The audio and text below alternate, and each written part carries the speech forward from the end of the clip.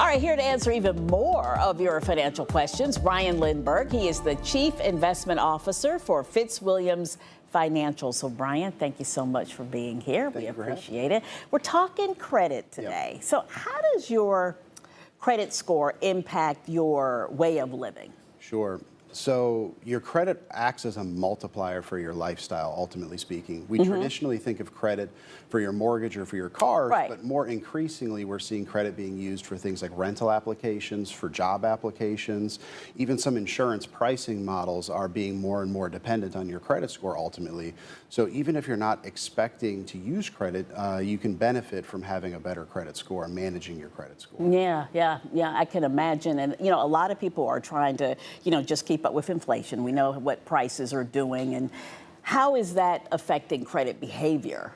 Yeah, so we're seeing, it's really interesting you asked that question, Janet, because what we're seeing is people use credit not as much for discretionary items. We're used to seeing people buy a computer, put it on a payment plan.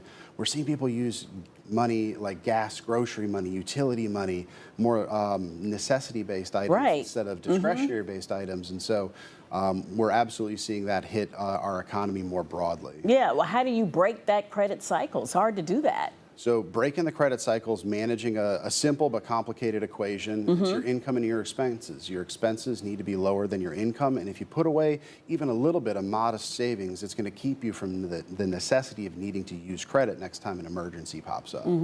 What some of the numbers that you're looking at, I mean, what is that saying about consumer debt right now? I mean, we're hearing that credit card debt is like at an all-time high. Credit card debt is absolutely near all-time highs. I didn't bring the absolute data with me today, but it's definitely near all-time highs. And so we're seeing that used over and over and over again. And it's something that we need to monitor and manage to make sure that the snowball doesn't get too big so we can still keep it under control, to keep our options open so it can be fluid, kind of moving into 2026 and 27. How can you use credit to strategically grow your income, though? So this is my favorite question to answer right now, simply because we're seeing people use credit for necessity-based items. Yes. And so that means that this is an income-based issue, not an expense-based issue, right? If you've got to buy your groceries on a credit card, we need to help you make more money. So if you strategically use credit to be able to use, to buy things like manufacturing equipment, things like a limited run marketing campaign on a service that you could offer, some ways that you could enter into the side hustle economy, you can smartly use credit. We have to be careful. You got to put guardrails on this, Janet, because we don't want your business risk to hurt your personal family. So you need to come up with guardrails. You need to have defined periods to pay back this money. If it doesn't work out for you, you need to be able to cut your losses as well, too. You got to be disciplined if you choose that path. Absolutely. Well, thank you so much. We appreciate it.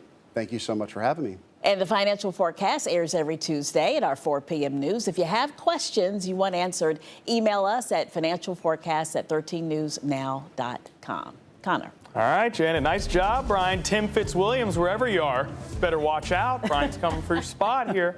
Oh, thanks a lot, guys. And now we're going to